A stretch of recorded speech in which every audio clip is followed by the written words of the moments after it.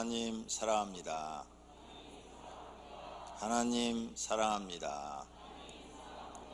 할렐루야. 오늘은 특별한 주제로 말씀드리려고 합니다. 자살하면 어떻게 되는가?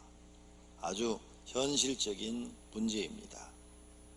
우리나라는 자살했다고 안 하고 극단적 선택을 했다고 말을 합니다. 자살하는 이 용어가 별로 듣기 안 좋으니까 좋은 단어로 바꾼 거지요. 극단적 선택을 했다. 왜 이렇게 많은 사람들이 자살을 할까요? 자살한 후에 어떻게 되는지를 모르기 때문입니다. 자살을 하면 어떻게 되는지를 전혀 모르기 때문에 자살을 하는 것입니다. 오늘 우리는 성경을 통해서 자살한 사람은 어떻게 되는가를 잘 배워야 될 줄로 믿습니다. 매일경제 2020년 7월 14일자 뉴스입니다. 극단적 선택이 2018년에 하루에 37.5명꼴이었다. 그런데 코로나19로 더 극단적 선택을 하는 사람들이 많아졌대요. 그래서 악화일로로 가고 있다 하고 우려를 나타내는 기사를 냈습니다. 경제협력개발기구 OECD 회원국 가운데 자살률 1위 대한민국이라는 자살공화국이라는 오명을 쓰고 있습니다. 코로나19가 덮치면서 심리방역에 비성이 걸렸답니다. 통계청 자료에 따르면 2018년 국내 자살 사망자 수는 총 13,670명으로 하루 평균 37.5명에 이른다. 우리나라 10대에서 30대 사망 원인 1위가 자살이다. 교통사고로 죽는 사람보다도 더 많다는 거죠. OECD 회원국 중에서 65세 이상 노인 자살률도 1위다. 그래서 우리나라가 자살공화국이 된 것입니다. 최근에도 서울시장을 비롯해서 또 무슨 운동선수, 그 다음에 인터넷 방송 DJ, 그리고 또 아파트 경비원 등 계층을 가리지 않고 사람들이 조금만 힘들면 극단적 선택을 하고 있습니다. 특히 지난 1월 20일 첫 확진자가 나온 뒤 6개월째 코로나19 사태가 이어지면서 학교에 가지 않는 아이들과 하루 종일 집에서 함께 보내야 하고 또 종교활동, 소모임 등도 하기 어려운 주부들을 포함한 여성들이 코로나19의 최대 희생양이 되어서 우울증에 시달리다가 극단적 선택을 하는 사람이 많다는 것입니다. 이렇게 매일경제 뉴스에 나와 있는 기사인 것입니다. 코로나 사망 숫자보다도 자살로 죽는 사람이 비교를 할 수 없을 정도로 많습니다. 2020년 8월 14일 현재 코로나19로 해서 사망자가 305명이에요. 근데 자살 사망자는 1년에 13,670명.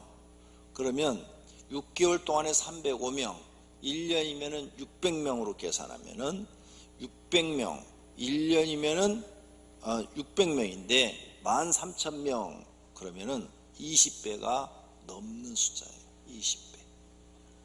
자살로 죽는 숫자가 코로나19 걸려서 죽는 숫자보다 20배나 많다고. 통계청에서 통계 나온 거예요. 그러니까 코로나19 별로 무서워할 거 없어요. 이렇게 통계가 이렇게 나오니까 자살이 더 무서운 거죠. 다행스러운 것은 우리 교인들은 아직까지 자살한 사람이 한 명도 없어서 감사한 일인 줄로 믿습니다. 그럼 첫째로 사람들이 왜 자살을 하느냐? 자살하는 사람들의 그 이유를 통계를 내봤더니 제일 많은 것이 생활고로 죽는 사람들. 노인들도 막 그냥 앞으로 먹고 살 길이 막막한 거예요. 예? 또 젊은 사람들 40대 50대 막 가족이 막 이렇게 한 번에 이렇게 극단적 선택을 하잖아요. 그게 다 생활고 때문에 앞으로 살 길이 막막한 거예요. 어떻게 살아갈 수가 없는 거예요. 그러니 그냥 가족이 한 번에 가자, 이렇게 극단적 선택을 하는 거죠. 생활고. 그러니까 이런 생활고를 당하지 않도록 노력해야 돼요. 결혼해서 자녀를 낳고 산 남편이나 아내들은 이런 어려운 생활고가 생기지 않도록 노력해야 되고, 그런 생활고가 정말로 생기면은 요즘은 잘 되어 있어요. 동사무소를 찾아가시면 돼요. 요즘 또 이름을 바꿨죠. 주민센터라고. 거길 찾아가셔서 사정을 얘기하면 거기 복지 담당이 있어요. 복지 담당.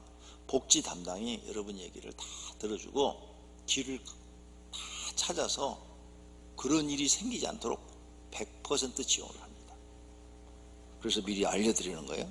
생활고가 혹시 찾아오면 동사무소 가서 상담을 신청해라. 내가 어려워서 찾아왔는데 상담 좀 하고 싶다고. 그러면 다 국가 지원하는 거 뭐 이런 거 다 해가지고 다 여러분을 도와주니까, 생활고로 그런 사람이 여러분 주변에 예수 안 믿는 사람들 중에라도 그런 사람이 있으면 가서 얘기를 해주세요. 동사무소 찾아가면 다 생활하도록 도와주니까 가서 상담만 하면 된다고. 혼자 안 가려고 그러면 옆에서 같이 데리고 가야 돼요. 그래야 자살을 막을 수가 있어요. 그 다음에 이유가 가족 간의 갈등으로 극단적 선택하는 사람이 많아요. 부부 간의 갈등, 부모와 자녀 간의 갈등으로 인해서 이 또 극단적 선택하는 사람들이 많다 이거죠. 그러니까 가족 간이 화목하고 행복하도록 노력해야지, 막 서로 의견이 안 맞는다고 막 포악한 말을 입에서 막 그냥 입에서 나오는 말은 세금 안 받는다고 막 그냥 퍼부대면 그 세금이 없잖아요. 그건 다 세금 받아도 퍼부대면 그게 상대방한테는 엄청난 상처가 돼서 극단적 선택을 할 수밖에 없게 되는 거죠. 그 다음에 원인이 자기 비관이라는 거죠. 자기 비관. 그래서 스스로 나는 왜 이렇게 되는 게 없어? 하는 것마다 실패라는 거예요. 자기가 자기를 볼 때 무능해. 나 같은 게 살아서 뭐해? 여러 사람한테 피해나 주지? 사회에 나가서 적용하려니까 아무도 나를 인정해 주질 않아. 인격장애. 어려서부터 인격장애가 있어. 이런 사람들. 그런데 그 중에서도 제일 무서운 게 우울증이라는 거죠. 우울증. 우울증에 사람들이 많이 고생을 하고 있다는 거죠. 그래서 우울증 걸린 사람이 자살하는 게 굉장히 많답니다. 우울증의 끝은 자살이에요. 그러니까 여러분 속에 우울증이 생기지 않도록 해야 돼요. 어떻게 하면 우울증이 안 생기는가 뒤에 가르쳐 드리겠어요. 그 다음 자기만의 고통. 자기만의 고통. 자기만의, 다 사람이 고통이 있잖아요. 자기만의 아픔이 있어요. 그 자기만의 아픔을 누구하고도 얘기하지 않고 그냥 혼자서 그 혼자 아는 거죠. 그리고 아무한테 얘기 안 하고 그냥 혼자서 극단적 선택을 하는 거죠. 자기만의 그 아픔을 주변에 나눌 수 있는 친구들이 있어야 돼요. 친구들. 그래서 친구가 중요한 거예요. 이 자기만의 아픔은 부부간에도 대화가 안 될 때가 있어요. 왜? 부부 문제를 해서 아플 수도 있거든. 그러니까 이럴 땐 친구가 필요한 거예요. 그래서 반드시 사람은 친구가 있어야 되고요.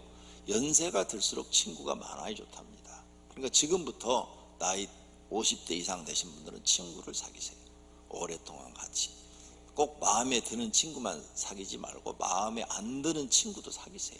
그냥 친구는 동거래만 안 하고 이런 것만 없으면은 그냥 친구로 지낼 수 있잖아요.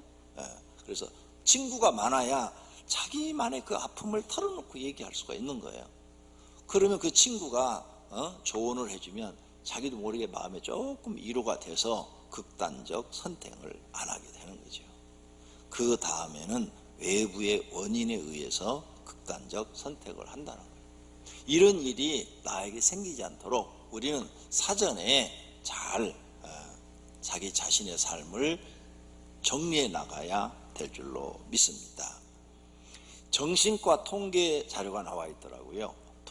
정신과 통계 자료를 보니까 자살하는 사람의 95%가 정신장애가 있는 사람들이에요. 여기에 이 정신장애는 막 완전 미친 그런 게 아니라 약간의 정신장애도 다 얘기를 하는 거죠. 예를 들어서 불면증, 이것도 약간의 정신장애가 있는 거예요. 이 사람은 왜 잠을 못 자느냐?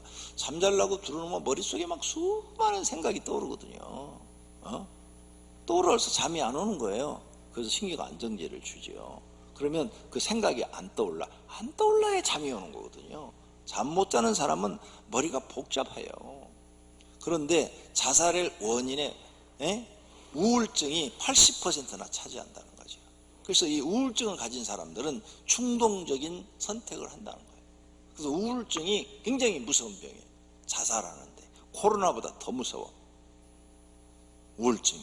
그러니까 우울증이 자기에게 생기지 않도록 해야 돼요. 우울증 어떻게 하면 안 생길까? 아주 간단해요. 아주 쉬워요. 저는 평생을 살면서 우울증이 뭔지 몰라요. 왜? 일이 너무 많아. 그래서 항상 머릿속에 떠오르는 게 일이지, 아이고 내일은 무슨 일이 해야 되고 모레는 무슨 일이 해야 되고 또 그 다음 날은 또 뭔 일이 해야 되고. 일이 많은 사람은 우울증에 시달리질 않아요. 그러니까 가르쳐 드리는 거예요. 지금 우울증이 있는 분은 자기 몸을 바쁘게 해라. 일을 만들어서 많이 해라. 바쁜 사람은 우울증에 걸릴 시간이 없다.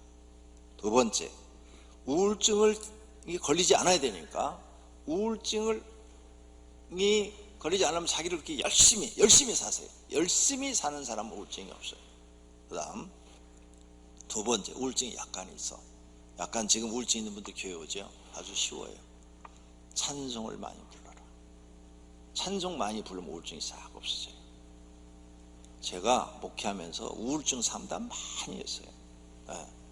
병원에 약 먹어도 안 돼요. 정신과 가서 약 타다 먹어도 안 돼요. 뭐 이런 사람들 수두룩하게 상담했어요. 걱정하지 마세요. 교회 모임에 다 참석해서 찬송 많이 부르고 기도하시면 우울증 싹 없어집니다. 그랬더니 정말 그런 분들이 있어요. 나와가지고 막 찬송도 많이 부르고 모임에 와가지고 기도도 많이 하고 우울증 싹 없어졌어요. 정상적이에요. 그 다음에 또 우울증을 없애는 방법이 있어요. 금식기도예요. 금식기도. 기도원에 들어가서 한 3일만 금식하면서 하나님, 내 이 우울증 좀 치료해 주세요. 내 머리가 항상 맑고 깨끗하게 해주세요. 이렇게 기도를 하세요. 기도를 해도 우울증이 싹 사라져요.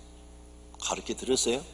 우울증 있는 분들은 쉬운 것부터 가르쳐 드렸어요. 쉬운 것부터. 여러분이 제일 쉬운 게 바쁘게 사는 거예요. 바쁘게 사세요. 스케줄을 내일 모레 막 쫙 짜놓고 그대로 막 살려고 노력하세요. 가서 운동도 하시고.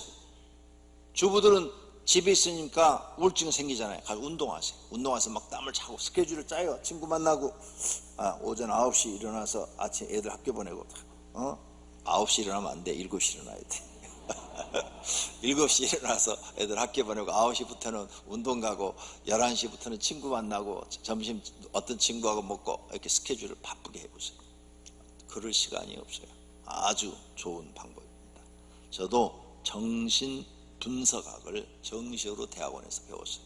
그래서 정신에 대해서 많이 알아요. 그 다음에 두 번째 자살을 많이 하는 게 정신분열이라는 거죠. 여러분이 말하는 동거, 미쳐버리는 거, 그런 사람들이 많이 자살한다는 거죠. 이런 사람들은 분노 조절 장애라는 게 있어요. 분노. 한번 화가 나면은 자기가 조절을 할 수가 없어요. 자기 자신을.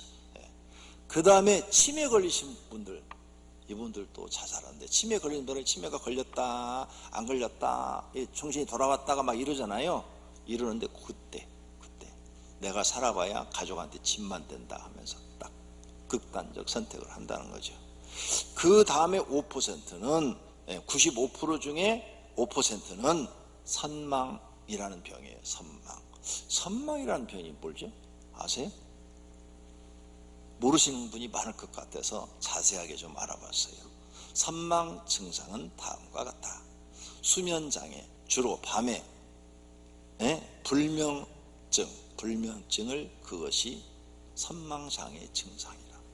환시, 커튼이나 벽에 있는 옷을 보고 도둑이 저기 커튼 뒤에 있는데, 저 방에 지금 도둑 들어와 있는데, 이 방에 앉아 있으면서 바깥에 거실에 지금 모르는 사람이 와 있는데, 나가보면 없다고 그러면 금방 어디로 도망가 버렸다고, 이런 사람. 혹은 남자가 저기 있다 하고 겁을 먹는 사람, 이것이 선망 증상이라는 거죠. 그 다음에 진압력 저하, 날짜 개념이 없어지고 가까운 가족이나 의료진을 알아보지 못하고 자신이 있는 곳이 병원인지 집인지 구별 잘 못하는 것, 의식장애, 집중력 저하, 이런 것들, 어떤 일을 시켜도 잘 집중하지 못하는 것, 사고장애가 있다는 거죠. 비논리적인 사고, 피해 망상, 의심 등을 흔히 보이고, 입원 환자의 경우 의료진이 자신을 죽이려고 한다, 독극물 주사를 놓으려고 그런다, 이런 피해 망상을 가지고 있는 것도 선망 증상이라는 거죠. 또 정신운동장애, 과다, 각성, 초조, 과민성, 산만함을 보이는 경우도 있으며, 반대로 각성저하, 혼동, 진정 등을 보이는 경우도 있다는 거죠. 이와 같은 여러 증상들로 인하여 적절한 판단하지 못하게 되므로 공격적인 행동을 보이거나 충동적인 돌발 행동을 보일 가능성이 있다는 거죠.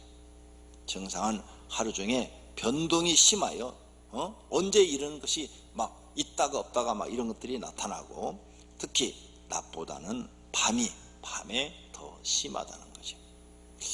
나 그러는데, 그러면 이제 큰일 난 거예요. 간단해요, 해결 방법. 그 사람도 교회 와서 찬송 많이 부르면 돼요.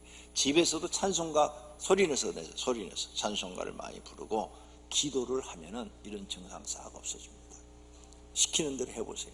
놀라운 치료가 일어납니다. 두 번째로, 그럼 성경에 나타난 자살한 인물들이 있어요. 사울왕, 오늘 본문 우리가 본 성경이죠. 거기에 보니까 사울왕이 블레셋과 전투에서 패전했어요. 패전하고 자기 아들 왕자 셋이 전투에서 죽었어요. 그리고 이제 자기도 저기 쏜 화살에 맞았는데 이 화살은 죽을 것 같아, 살기가 어려울 것 같아. 그리고 자기가 왕인데 백성 끌고 나와가지고 전쟁에서 지금 패전하고 아들까지 셋 죽었는데 자기가 살을 용기가 없어.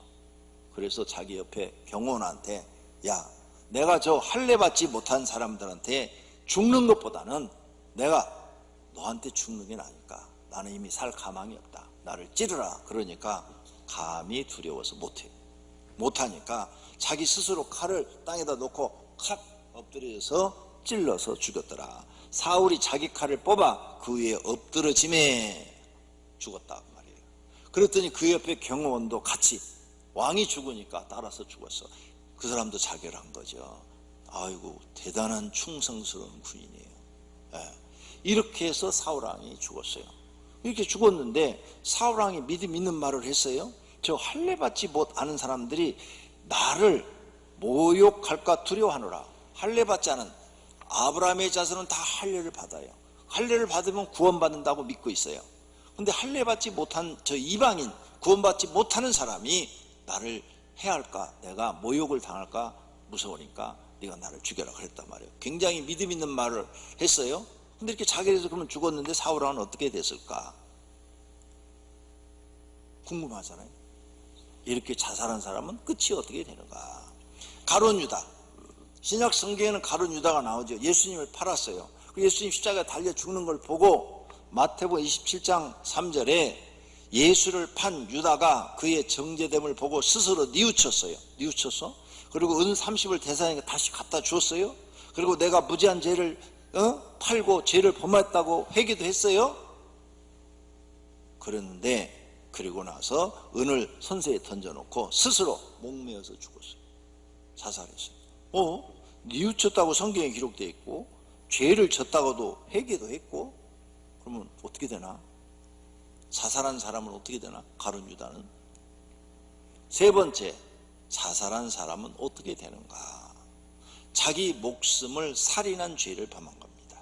10계명 제6계명에 살인하지 말라 그랬는데 자기가 자기 스스로 자기 목숨을 살인했어요. 고의로 살인죄를 범한 살인자는 생명의 속전을 받지 말고, 즉 죄를 용서해 주지 말고 반드시 죽이라고 그랬어요. 그래서 자기가 자기 생명을 끊었으니까 이 사람은 용서를 못 받아요. 사람의 목숨은 하나님이 주신 것입니다. 그래서 자기 마음대로 할 수가 없어요. 내 게 아니기 때문에. 하나님의 뜻대로 살다가 가야 합니다. 자기 마음대로 하는 것은 죄가 됩니다. 죄의 값은 사망이다 그랬어요. 그래서 로마서 6장 23절에 죄의 삭은 사망이요. 사망이란 이 말은 지옥 형벌이다 이 말이에요.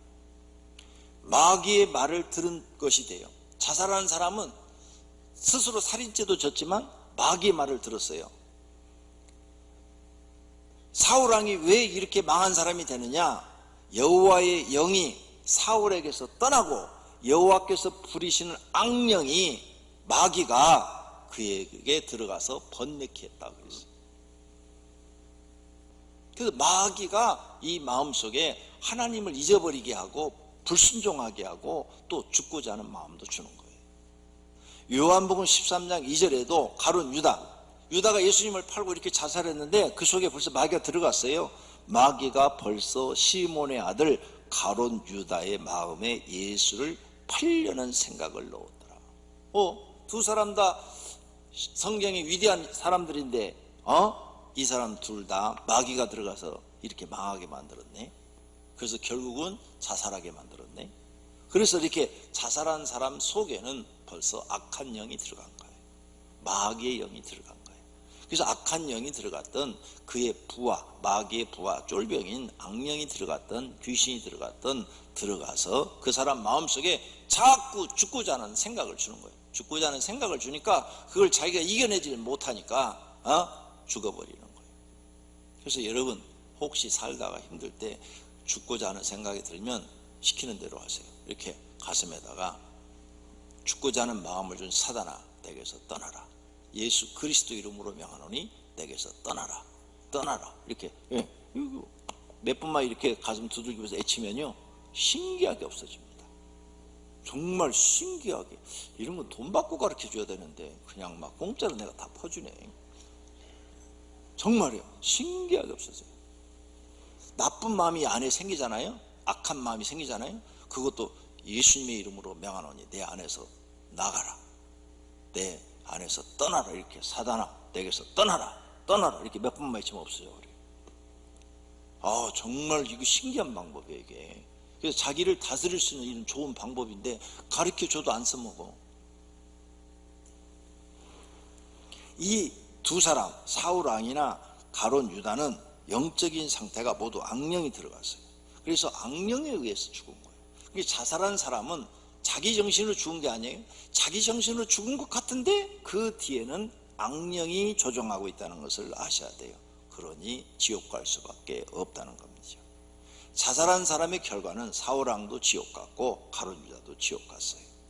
그러니까 누구든지 마찬가지예요. 자살한 사람은 목사가 자살을 해도 지옥 갑니다. 그러니까 절대 예수 믿는 사람은 자살을 생각하면 안 돼요. 아무리 신앙이 좋은 사람도 자살할 수가 없어요. 자살하면 지옥 가요. 순교는 할지 모르지만 자살은 하면 안 됩니다. 성경에 써놨어요. 몸은 죽여도 영혼은 능히 죽이지 못하는 자들을 두려워하지 말고 오직 몸과 영혼을 능히 지옥에 멸하시는 하나님을 두려워해라. 하나님은 사람에게 자살을 허용하지 않았어요. 그래요. 하나님이 허용하지 않는 걸 내가 선택했기 때문에 하나님과 관계가 없어져 버려요. 그러니까 지옥 가는 거예요. 요한계시록 21장 8절에도 그러나 두려워하는 자들과 믿지 아니하는 자들과 흉악한 자들과 살인자들, 자기가 스스로 자기 생명을 끊었어요. 내게 아니라니까요. 지난 시간에 가르쳐 드렸잖아요. 내 영혼의 주인이 하나님이라고. 하나님 거예요. 하나님 것을 내가 끊어버렸으니까 살인자예요. 그래서 용서를 못 받아 둘째 사망이 어디요? 불과 유황으로 타는 못, 지옥으로 떨어진다 써놨어요. 네 번째, 자살하고 싶은데 자살하지 않은 사람들이 성경에 등장을 해요. 요나가 이런 말을 해요. 여호와여 원하건대 이제 내 생명을 거두어 가소서. 사는 것보다 죽는 것이 내게 나음입니다. 지금 환경이 굉장히 자기 고통스럽다는 거죠. 또 한 번 더 얘기를 해요. 8절에 요나의 머리에 쪼임에 요나가 혼미하여, 정신이 나갈 정도가 됐다 이겠죠. 정신이 막 제정신을 못 차리고 제정신을 못 차리고 스스로 죽기를 구하여 이르되 사는 것보다 죽는 것이 내게 나으니이다. 하나님 앞에 자살을 안 했어요? 이 정도 상태가 돼 자살을 안 하고 사는 것이 보다 죽는 것이 낫습니다. 그러니 하나님 제발 나 좀 데려가세요 이렇게 기도를 했어요. 그런데 여기서 데려가질 않아요. 오히려 요나의 기도를 들어서 요나를 깨우쳐주고 요나를 살려줘요. 그러니까 이런 상황이 되면 요나처럼 기도를 해야 되는 거예요. 엘리야 얼마나 능력이 많아요. 하늘에서 불을 내려가지고 제단 위에 원료는 재물하고 돌까지 싹 태우고 물까지 다 태워버렸다고 그랬어요. 이래가지고 바울과 아세라 선지자 가짜 신을 섬기는 선지자 850명을 죽여버렸어요. 그랬더니 그 신을 섬기는 아방의 부인이 성질이 나가지고 엘리야를 잡아라, 당장 내가 죽여버린다. 그리고 군인을 풀었어요. 그 이야기를 엘리야가 들었어요. 야 이제 난 죽었구나. 저 마녀가 눈이 뒤집어졌으니까 마녀가 좋아하는 사람 850명이 지금 백성들에 의해서 처형당했단 말이에요. 그러니까 막 눈이 뒤집어질만 하죠. 그래서 엘리야가 이제 하나님 앞에 기도해요. 노뎀 나무 아래 앉아서 자기가 죽기를 원하되 이르되 여호와여 넉넉하오니 이제 내가 할 만큼 했사오니 지금 내 생명을 거두어 시옵소서. 나를 지금 데려가 시옵소서. 내가 저 마귀한테 악녀한테 내가 죽는 것보다 하나님이 데려가시는 게 낫겠습니다. 그랬는데 하나님께서 천사를 보내서 그에게 먹으라 그래요. 그래서 먹어요. 그 음식을 먹었더니 기운이 나가지고 호렙산으로 피신을 시켜서 엘리야를 살려줍니다. 기도한 거예요. 자살하지 않은 거예요. 이렇게 하나님 믿는 사람들은 어려운 환경에 처했을 때 기도를 해야지 자살하면 안 되는 것을 깨달으시기를 바랍니다. 그러므로 하나님 믿는 사람은 죽고 사는 것도 하나님의 뜻입니다. 하나님께 맡기셔야 됩니다.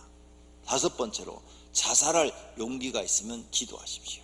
환난 날에 부르짖으라 그랬어요. 환난 어려운 일이 내게 생겼어. 환난 날에 나를 부르라.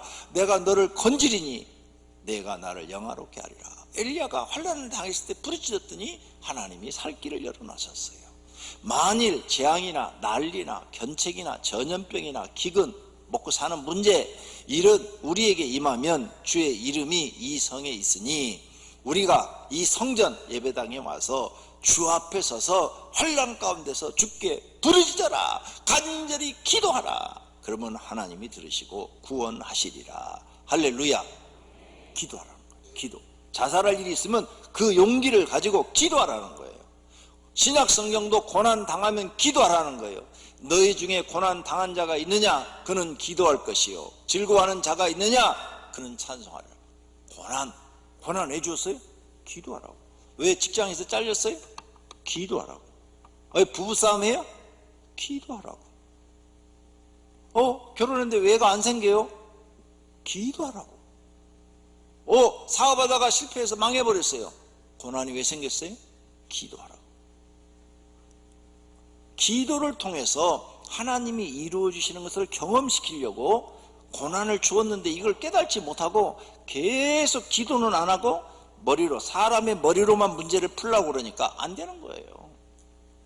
사람이 어려움에 처하면 살 길을 하나님은 가르쳐놨어요. 성경에 기도하라, 부르짖어라. 그런데 사람은 이 말을 믿지 않아요. 그래서 기도하지 않아요. 그래서 망하는 겁니다. 근데 어떤 사람은 믿어도 행하질 않아요.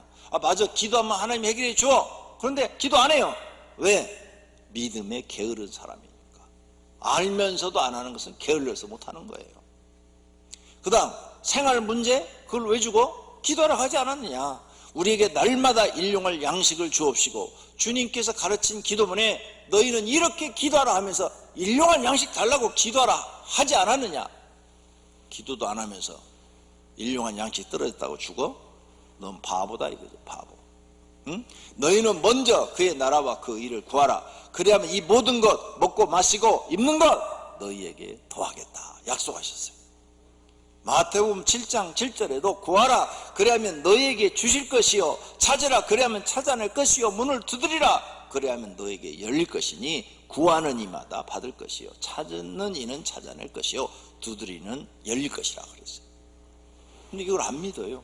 안 믿는 사람이 기도 안 넣는 거야. 기도 안 하는 사람은 성경을 지금 안 믿는 거예요.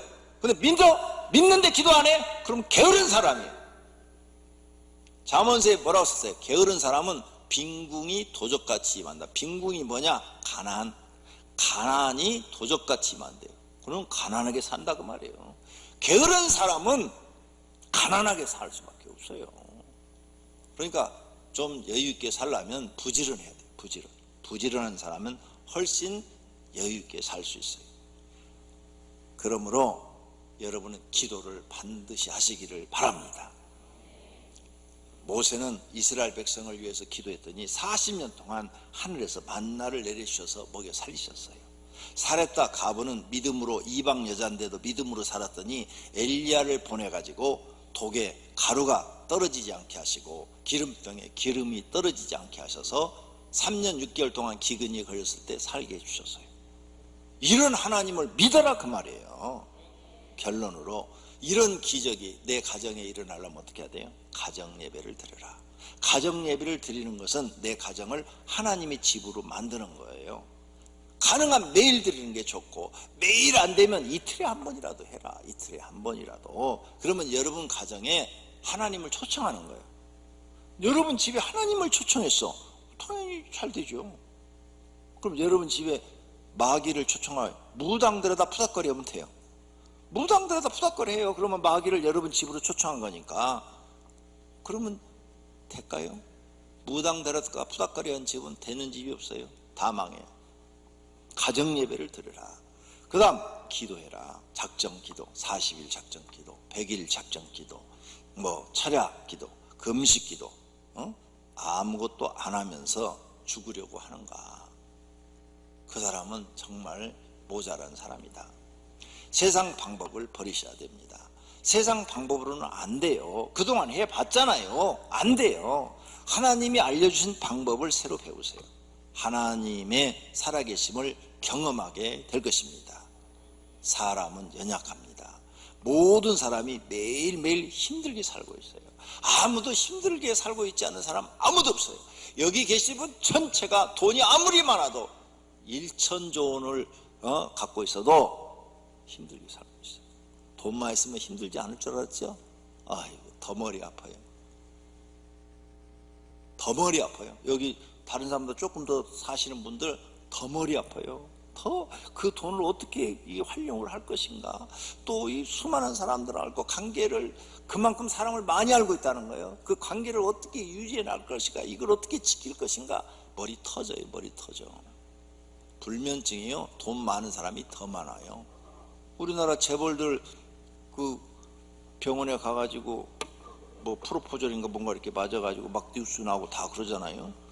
그래갖고 너무 큰 인물들이니까 어떻게 잡아넣지 못하고 경제적으로 이렇게 봐주고 술렁술렁 이렇게 넘어가더라고. 그거 왜 그래요? 왜 잠을 못 자요? 너무 머리가 아픈 거예요. 돈이 많을수록 진짜 머리가 더 아픈 거예요. 사는 게 쉬운 사람 아무도 없어요. 다 어른이 된 사람들은 어른이 된 그 순간부터 머리 아픈 거예요. 사는 게. 그러니까 나만 그런다고 생각하지 말아요. 이렇게 우리는 매일매일 힘들게 살고 있어요. 자신의 고통이 제일 크다고 생각하는데, 내가 그렇게 크다고 생각하는 게 하나님 보실 때는 좁쌀만 할 수 있어요. 좁쌀. 나는 이만큼 고통이 커가지고 막 죽을 것 같은데 하나님 볼 때는 좁쌀만 해. 하나님 볼 때는 야, 그거 아무것도 아닌 것 같고 뭘 그런 것 같고 그러냐.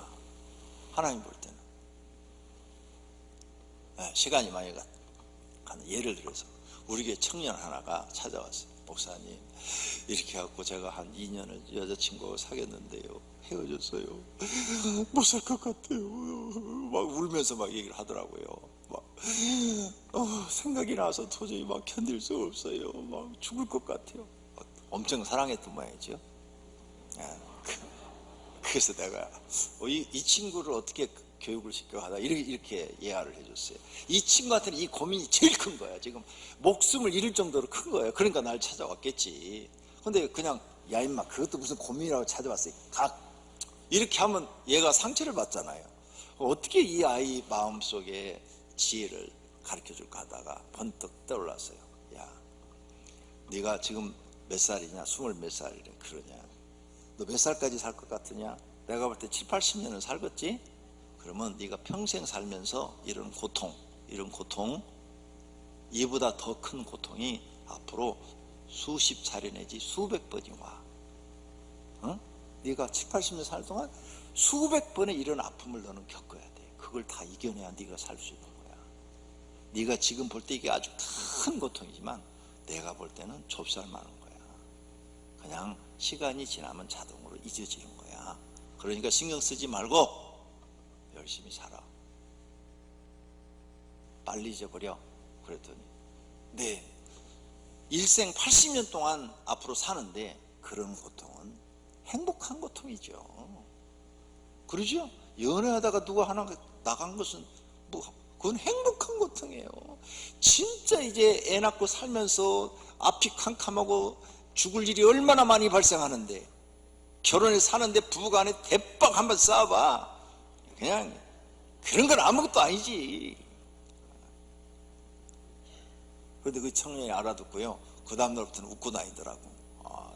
그랬더니 한 2년 있으니까 더 예쁜 여자 만나서 결혼하더라고. 예. 내가 생각할 때 내 인생의 고통이 제일 큰 것 같아도 하나님 보실 때는 좁쌀만하니까 그거 안고 죽으려고 하지 말고 기도하고 툴툴 털어버리고 하나님께 맡기고 모두가 다 승리의 길, 복된 길을 가시기를 바랍니다. 영생의 길, 복된 길로 하나님이 인도해 주실 줄로 믿습니다. 그런 문제가 생기면 철학기도 하고 금식기도해서 이겨버리시기를 바랍니다. 두 눈을 감으세요. 그리고 결심의 기도하겠습니다. 결심의 기도.